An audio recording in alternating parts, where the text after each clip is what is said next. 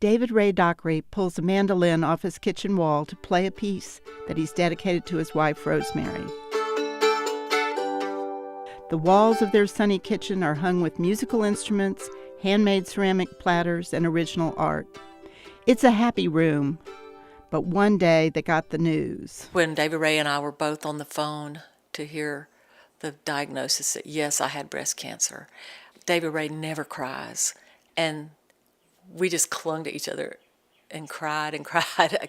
We just got cancer. And I use the plural because it was a we kind of thing, or at least I felt it was. They learned that Rosemary had a 9-centimeter ductal carcinoma in one breast. She chose to have both breasts removed because she didn't want cancer appearing in the other one. During the mastectomy, doctors discovered 2 other aggressive tumors. She had multiple rounds of chemo among other targeted treatments.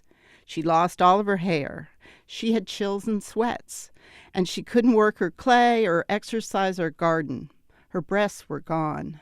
That was a biggie because I had big breasts, and I just couldn't look at my body and not imagine having breasts. She tells me that she'd even won a wet T-shirt contest when she was younger. Looking back, small things mattered so much that really didn't matter at all. Like, oh my God, none of my clothes are going to fit anymore. You know, that's small potatoes.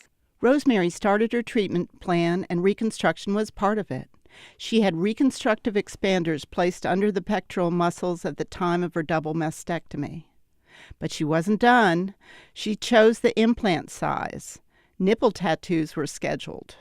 My twisted sense, I started coming up with the names for the nipple colors like Tannin Bed Tammy, Sweet 16, and the Cosmopolitan, and Brown Sugar. She had surgery to add the saline breast implants, but later thought better of it. While I had this gut feeling of this isn't right, these don't feel right on me, they don't look right on me, they're not my breasts, they're not going to replace my breasts. So she had surgery to remove them.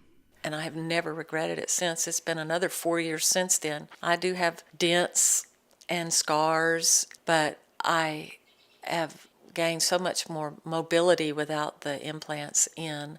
I thought she was a beautiful woman when she had no breast and drain bags and a bald head. She was beautiful then, and she's beautiful now. I mean, you know, she's my one. Rosemary communicates her battle with cancer through her sketches. Colored pencils add life to her book, Mammary Lane. She wants people to know what she's been through, and she wants to help those who are facing something similar. Boyce Mann gave her book to his sister, who had been diagnosed with breast cancer. And I think the book gave her great hope and prepared her for what she was going to have to be facing. We're miraculous beings, and our bodies rejuvenate amazingly well, and I'm here to say I do everything I used to do before this knocked me down. I don't have breasts anymore, but I have a lot of life in me.